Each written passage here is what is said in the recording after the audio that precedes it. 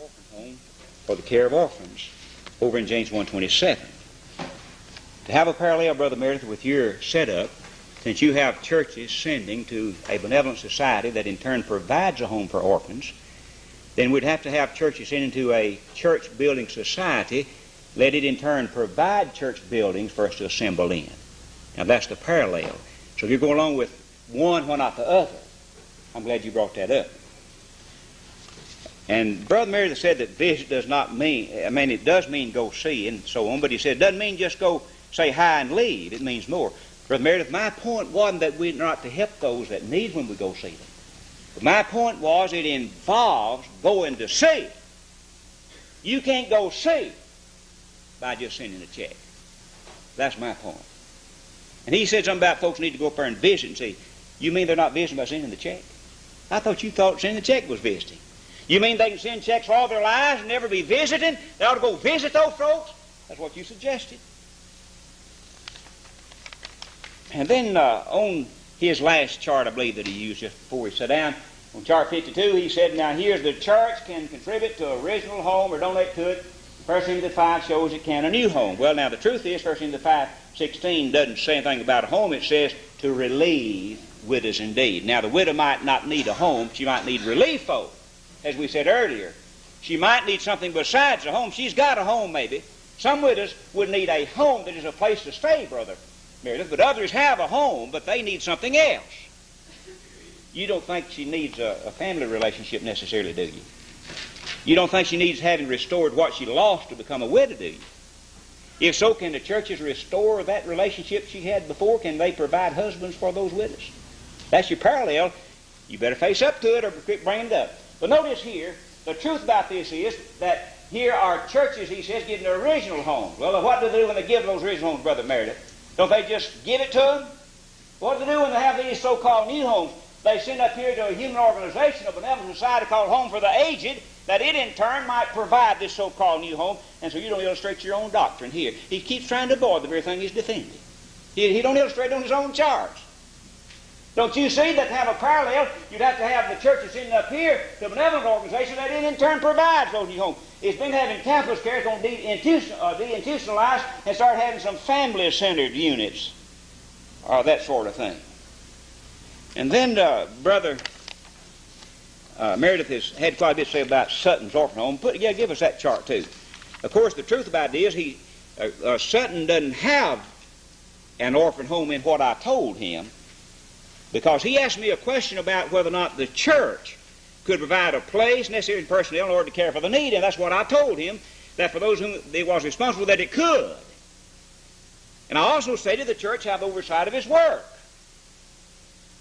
And so Brother Meredith says, well, he's got an organization now. Where is it, Brother Meredith? What organization you see on that chart you call Sutton's Home? You know what question you asked me and what I answered? And your chart says the church may provide it. There's an organization, Brother Meredith, that Sutton's defending is the church. Did you think I thought the church was sent over here to an organization that would provide these things down here?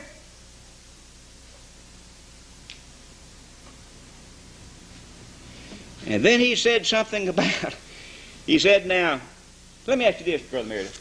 When the church in Acts 6 chose 7 men and was over the business of serving tables and served tables, was that not just the church involved? That's what I believe. That's what I pictured here in principle.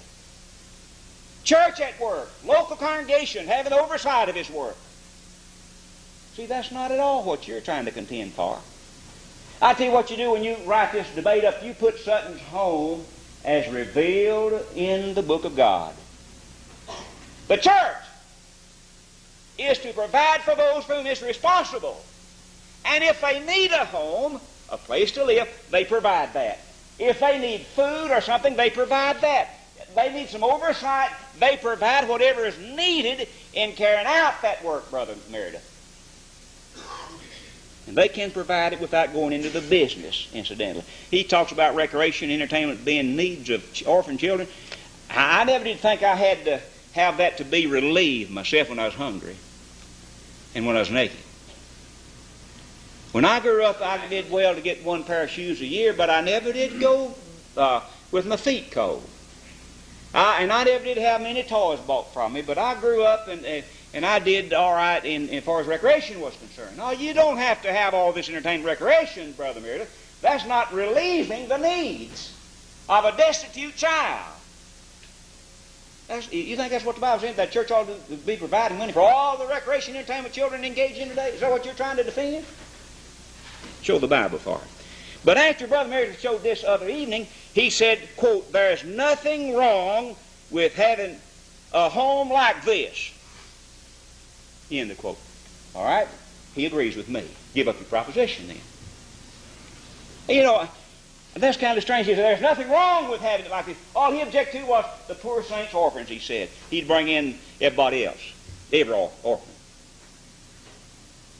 So the church can relieve him without building and maintaining benevolent societies like Childhaven, can't it? That's what you've admitted.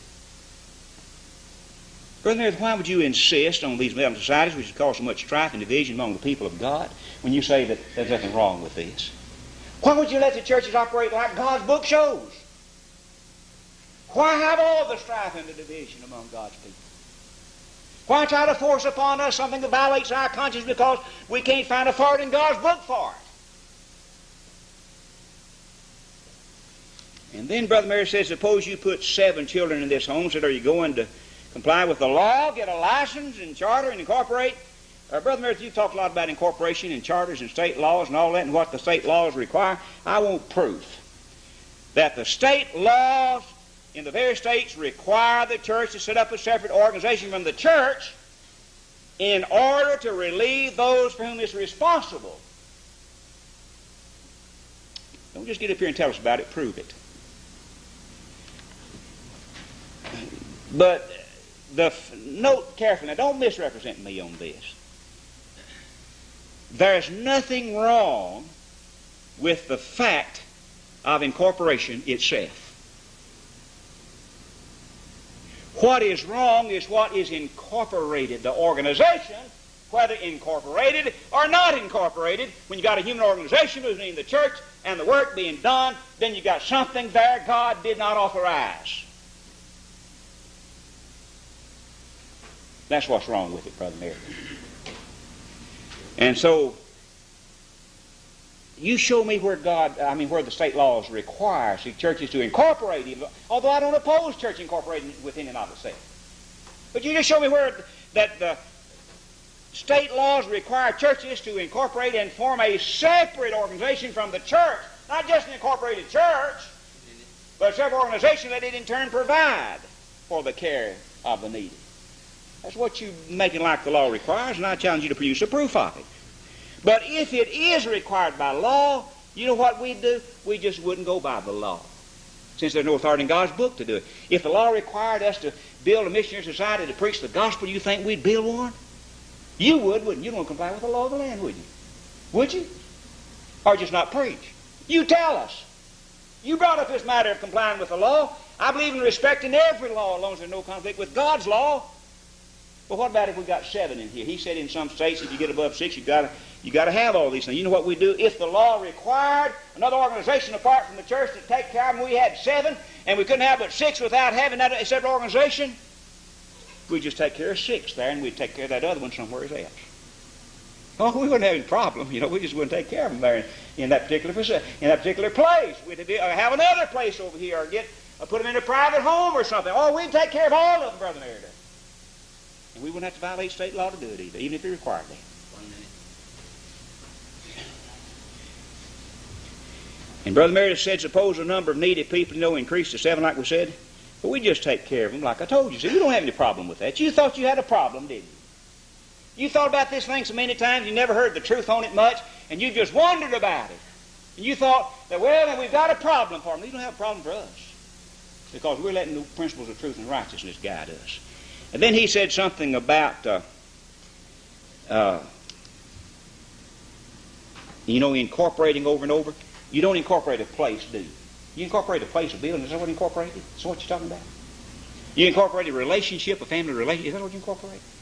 Now, what he knows he's defending is a human organization out here that is a group of men that incorporates, but if they didn't incorporate, like Boles wasn't incorporated for a long time, they still had authority over their work. Thank you very kindly.